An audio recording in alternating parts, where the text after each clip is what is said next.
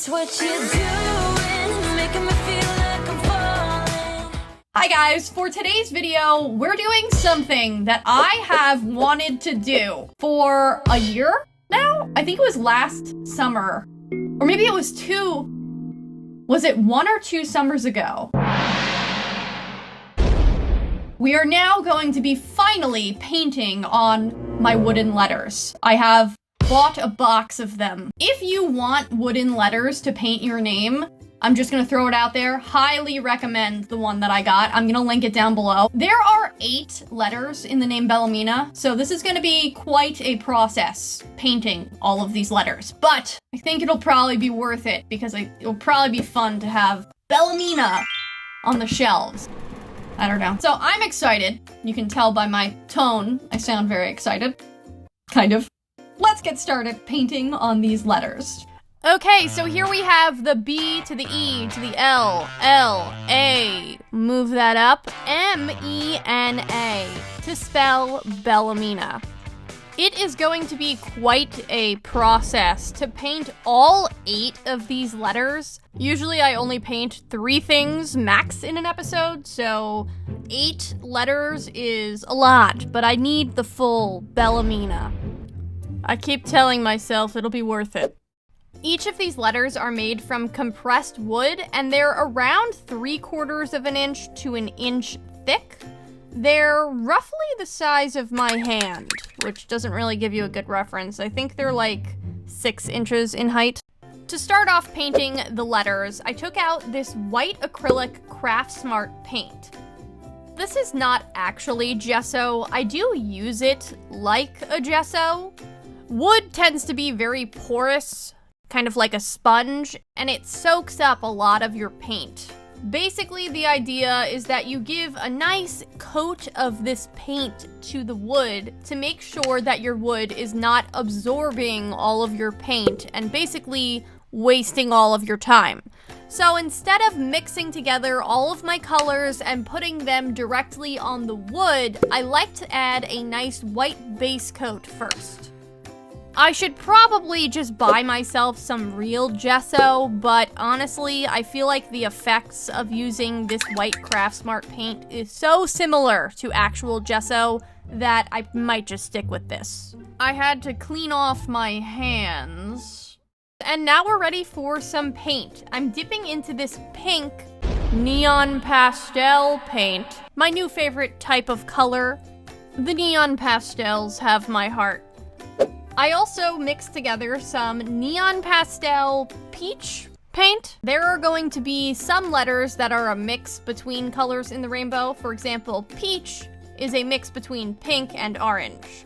Speak of the devil, my new favorite color, neon pastel tangerine. Isn't it beautiful? I love it. Which is honestly weird because I usually hate orange, but not tangerine.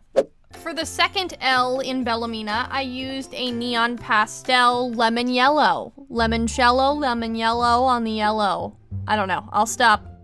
On to the next letter. Neon pastel lime green. This is my other favorite. It's really hard for me to choose between neon pastel tangerine and neon pastel lime green. They rhyme, first of all, but also they're both so beautiful. I can't even choose.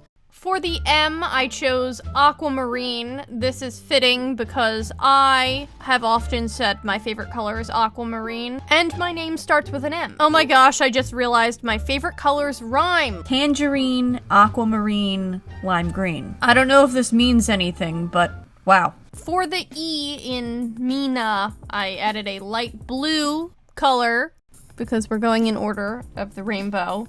We're up to Roy G. B. And now we've finally arrived at the V. Roy G. B. V. Violet. What?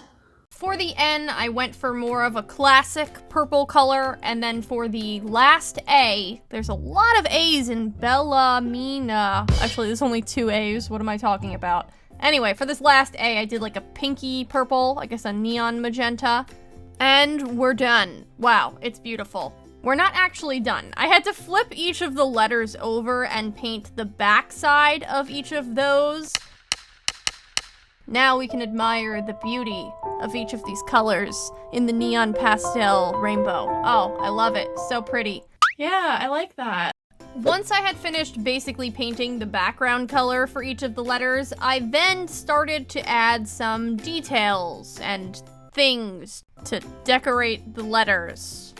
Because I know a lot of you are very obsessed with rainbows and the color order or whatever, I just want to point out that the B is pink. I used pink in place of red. For some reason, people get really angry when you use pink in place of red, but pink is the pastel version of red, so I don't really understand why everyone is upset about this. So if everyone could please calm down about red and pink, that would be really great, please.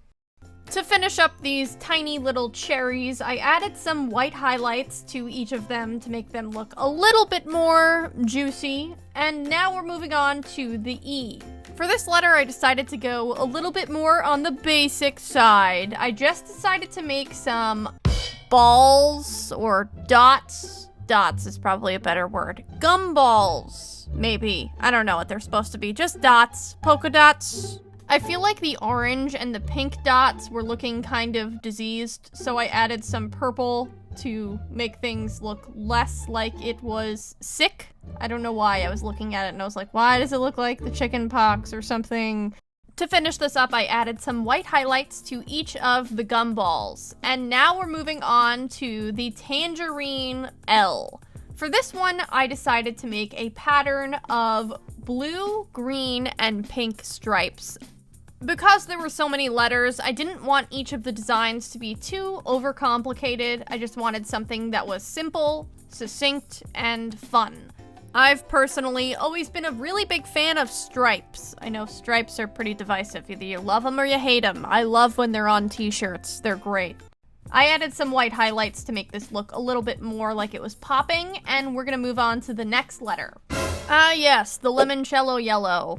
For this color, I was feeling like some flowers would be fun, so I decided to make one really big flower on the bottom right corner. That is the blue one. You'll notice that the center of the flowers are orange. Orange. Did she just say orange? It's orange. My ears, they're bleeding. I'm from Long Island and I come in peace. Anyway, so I did paint the center of these flowers orange because the background color was yellow and that just won't work. We can't have yellow on top of yellow. You wouldn't even see it. For some extra details, I did add some darker colors to the petals as well as some highlight polka dots to the center of the orange pollen piece of the flower. For the A, I decided to do a shooting star with a tail that has 3 different colors, blue, purple, and pink. Technically, no, this is not a rainbow, but I still call it that.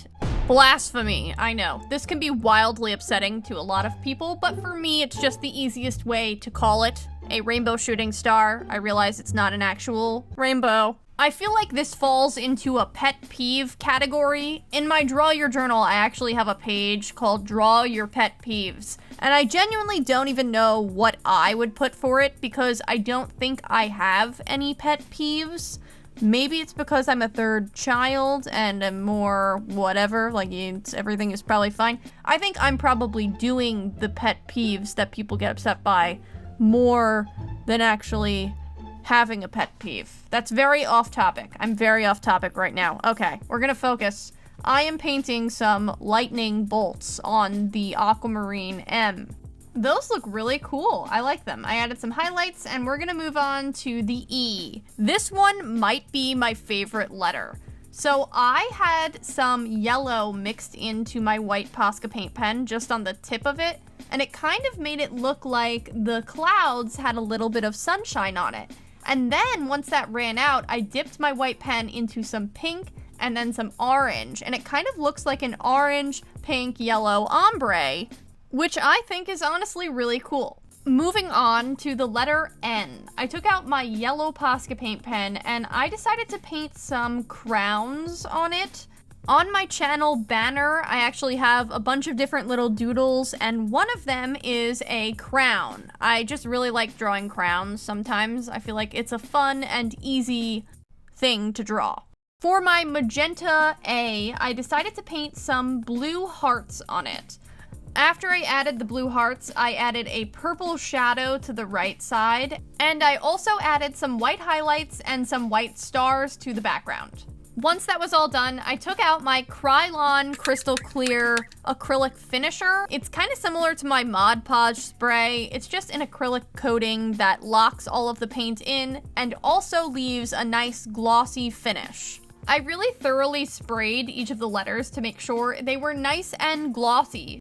And here we have each of the individual letters. I've got stripes on the L and flowers on the second L, as well as rainbow shooting stars, lightning bolts, some clouds, some crowns, and some hearts on the A.